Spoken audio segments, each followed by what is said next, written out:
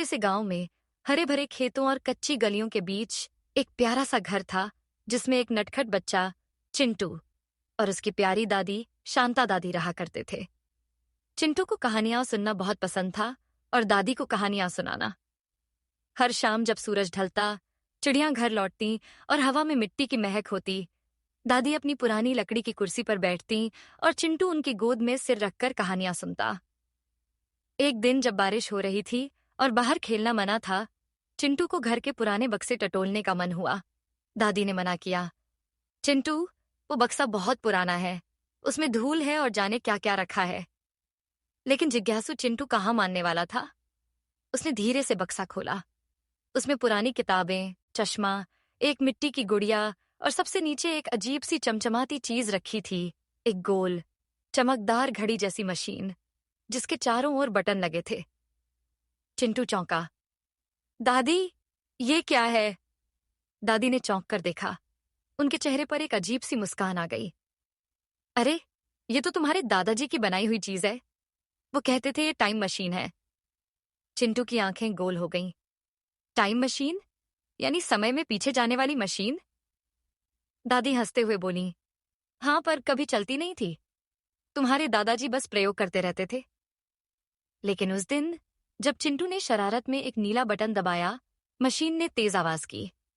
कमरे में चमक फैल गई और हवा तेज चलने लगी। तब अचानक कमरे की हर चीज गायब हो गई। दादी और चिंटू एकदम नए जगह पर खड़े थे। उनके आसपास ऊंचे महल, सजे हुए हाथी और राजा की सवारी निकल रही थी। भगदे ते अकबर के दरबार में। अरे बाप रे, ये तो सच में हम पीछे आ गए हैं, दादी ने हैरान होकर कहा। चिंटू ने चारों ओर देखा। दादी, ये तो किसी राजा का समय लग रहा है। कुछ ही पल में उन्हें पहरेदारों ने घेर लिया। कौन हो तुम लोग? दरबार के कपड़े नहीं हैं तुम्हारे पास। हम दादी कुछ बोलती, इससे पहले ही एक रथ आ गया, जिसमें बैठा था एक रौबदार व्यक्ति, अकबर महान। इन अजनबियों को मेरे पास लाओ, अकबर ने आदेश दिया। दरबार में उन्हें साथ ले जाया गया, जहां बीरबल भी मौजूद था। दादी ने चतुराई से कहा, हम भविष्य से आए हैं, हमारे पास समय की मशीन है। सब हंसने लगे, लेकिन तभी चिंटू ने जेब से टाइम मशीन का एक पुर्जा निकाला, जो अब भी चमक रहा था। बीरबल मुस्कुराया, लगता है कुछ तो राज है, क्यों ना इन्हें कुछ दिन यहीं रखा जाए।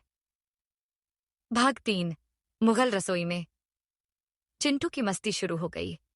वह रोज बीरबल से सवाल पूछता, घोड़े पर बैठता और रसोई में जाकर तरह तरह की मिठाइयां चखता। एक दिन उसने रसोइये से पूछा, क्या यहां समोसे मिलते हैं? रसोइया चौंका, समोसे? वो क्या होता है? और तब दादी ने रसोई में जाकर आटे में आलू भरकर समोसा बनाया। अकबर ने चखा और बोला, इसका नाम क्या है? दादी बोली, समोसा। अकबर ने खुश होकर कहा, आज से यह मुगल रसोई का हिस्सा होगा। भाग 4, झांसी की रानी से मुलाकात। एक दिन दादी और चिंटू ने तय किया, अब वापस चलना है। उन्होंने टाइम मशीन का पीला बटन दबाया। धड़ाम! अब वे किसी किले के पास थे। दूर से आवाज आ रही थी, झांसी की रानी की जय। एक औरत घोड़े पर तलवार लेकर दुश्मनों से लड़ रही थी। दादी ने कहा, ये तो रानी लक्ष्मीबाई हैं। चिंटू बोला, दादी, मैं इनसे मिलना चाहता हूं। दादी ने हिम्मत की और दोनों उनके पास पहुंचे। रानी लक्ष्मीबाई ने कहा, बच्चे, ये युद्ध क्षेत्र है, यहां खतरा है। चिंटू बोला, मैं आपकी बहादुरी से प्रेरित हूं, मैं भी वीर बनना चाहता हूं। रानी मुस्कुराई और अपनी तलवार को चिंटू के कंधे से छुआते हुए बोली, तू।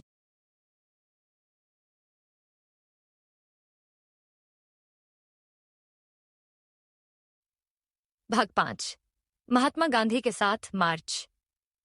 अब दादी और चिंटू पहुंचे 1930 में। दांडी यात्रा हो रही थी। हजारों लोग गांधी जी के पीछे पीछे चल रहे थे। दादी ने चिंटू को बताया, यह नमक सत्याग्रह है, गांधी जी अंग्रेजों के खिलाफ शांति से लड़ रहे हैं।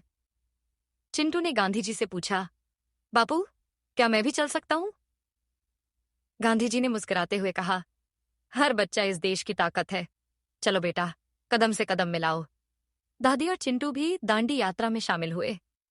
भाग 6, वापसी का समय। अब मशीन धीमी पड़ने लगी थी। दादी ने कहा, चिंटू, अब हमें वापस जाना चाहिए। हमें ये सब सपने जैसे लग रहे हैं, पर असल में हमने इतिहास को छू लिया है।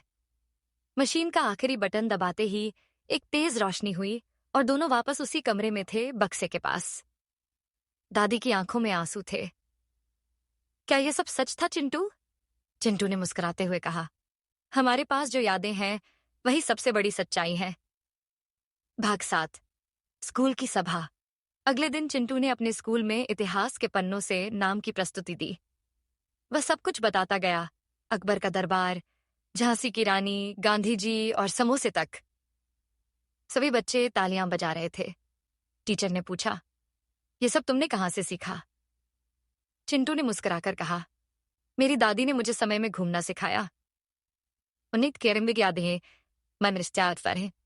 अब दादी रोज कहानियां नहीं बनाती, वो कहती हैं, अब मेरे पास कहानियां नहीं, खुद की जिंदगी का अनुभव है। चिंटू हर रोज उस बक्से को देखता है, लेकिन अब मशीन फिर नहीं चलती। पर वो जानता है, उसने इतिहास को नजदीक से जिया है। सीख। अपने बड़ों की कहानियों में दुनिया छुपी होती है। ज्ञान किताबों से नहीं, अनुभव से भी आता है। और सबसे बड़ी बात, अपने अतीत को जान